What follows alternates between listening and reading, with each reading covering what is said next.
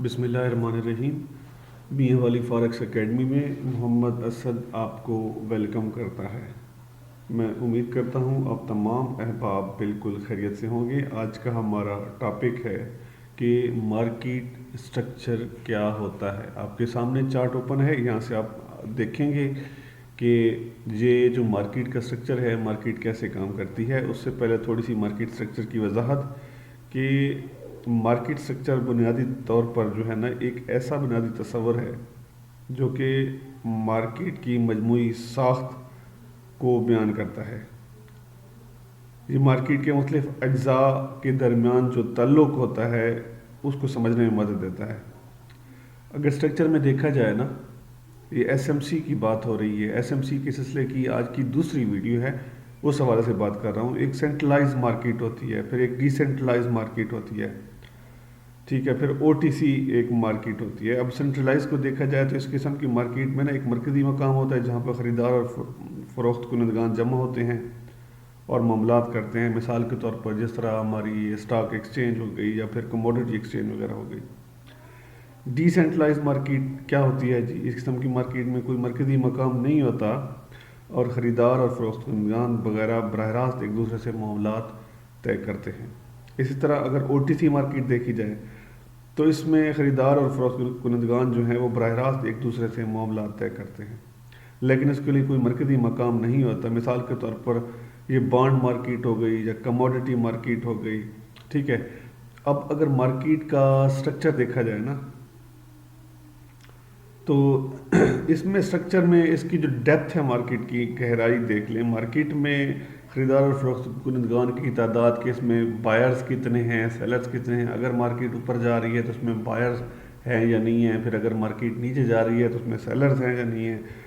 फिर स्टेबिलिटी देखी जाती है मार्केट की। ये सारा सब कुछ स्ट्रक्चर में देखें। प्राइस एक्शन में हमने पढ़ा था चार्ट को देखकर, मार्केट के टूल्स को लेकर, फिर कैंडलस्टिक्स, पार्टिकुलर कैंडलस्टिक्स पैटर्न को देखकर, जहाँ पे सिनेरियो चेंज होता है, ठीक है। तो मार्केट स्ट्रक्चर की वजाहत के लिए ना शराकत दारों के लिए ज़रूरी है कि उनकी मार्केट स्ट्रक्चर मतलब उसमें बायर्स की जो हमारी बायर्स की एंट्री है उसका हम पता चला सकें कि कितने बायर्स और यहाँ पे कैसे बायर्स आगे जा सकते हैं।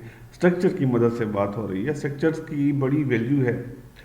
स्ट्रक्चर को अगर आप स्ट्रक्चर को समझ लें तो यकीनन आपको किसी और चीज़ को समझने की, मैं अगर यूँ कहूँ कि ज़रूरत ना है तो भी इसमें कोई दो राय नहीं होगी। अब ये आपके सामने स्ट्रक्चर ओपन है, इस पर ज़रा डिस्कस करते हैं। यहाँ से देखिए मार्केट बेसिकली ये इस किस्म का एक नक्शा बनाती है, ठीक है।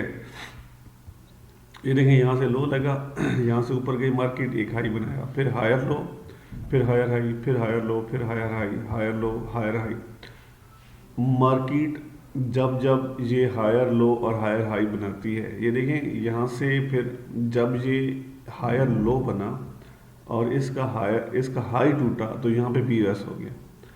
ये हायर लो बना और इस हायर हाई को जब तोड़ा, यहाँ से नया हायर हाई बनाया, यहाँ पे POS बना, ठीक है। जो BOS तो बनता जा रहा है, लेकिन जो पहला BOS होता है ना, वो BOS नहीं होता, वो चेंज ऑफ करेक्टर होता है। क्योंकि अगर देखा जाए तो मार्केट जहाँ से ऊपर किसी एरिया से मार्केट आ रही होगी और यहाँ पे आके सपोर्ट के एरिया से, जिसको डिमांड जोन कहते हैं, यहाँ डिमांड जोन से मार्केट टकराई है। यहाँ से टकराने के बाद मार्केट ऊपर उठी है, ये लो और ये हाई, देन अगेन मार्केट नीचे हायर लो, इस हाई का लो लगाया तो ये हायर लो, देन इस हाई के इक्वल, ये देखें ना, यहाँ तक इस एरिया में, यहाँ से मार्केट ने एक हायर हाई, जो पिछला हाई था उसको तोड़कर एक हायर हाई लगाया, तो ये यहाँ पे चेंज ऑफ करेक्टर हो गया। फिर दोबारा हायर हाई लगाया तो फिर BOS, अब चेंज ऑफ करेक्टर नहीं हुआ, BOS ब्रेक का स्ट्रक्चर हो गया। अब दोबारा से ये क्या हो गया, ये दोबारा से अब BOS हो गया, यहाँ से BOS, यहाँ से BOS, यहाँ से BOS नहीं हुआ। क्यों नहीं हुआ? ये देखें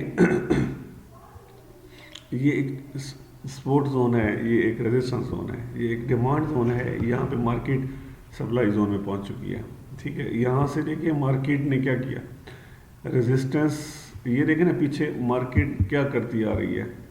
पीछे मार्केट ने जो है इस एरिया में हायर हाई लगाती आ रही है, लेकिन जहाँ पे हायर हाई नहीं लगाया मार्केट ने, یہاں پہ مارکیٹ نے ہائر ہائی نہیں لگایا، بلکہ کیا کیا مارکیٹ نے ہائر ہائی کی بجائے ایکول ہائی لگا دیا۔ ایکول ہائی لگانے کے بعد مارکیٹ نے لو لگایا، اور لو لگانے پر دوبارہ سے مارکیٹ نے ایک ہائی لگایا۔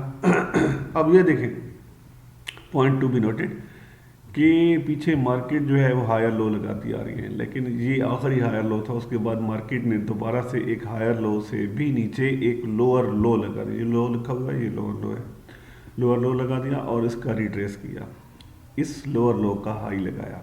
ٹھیک ہے جی، یہاں سے دیکھیں اس کا جب یہ ہائر لو کا لو ٹوٹا ہے اور لوور لو بنا ہے، تو یہ جو بایاس تھے یہ بائنگ بایاس تھے، اب یہ سیلنگ کی طرف شروع ہو گئے ہیں۔ تو یہاں پہ چینج آف کریکٹر ہو گیا، اور یہاں پہ بی او ایس ہو گیا، یہاں پہ بی او ایس ہو گیا، یہاں پہ بی او ایس ہو گیا، یہاں پہ بی او ایس، یہاں پہ بی او ایس۔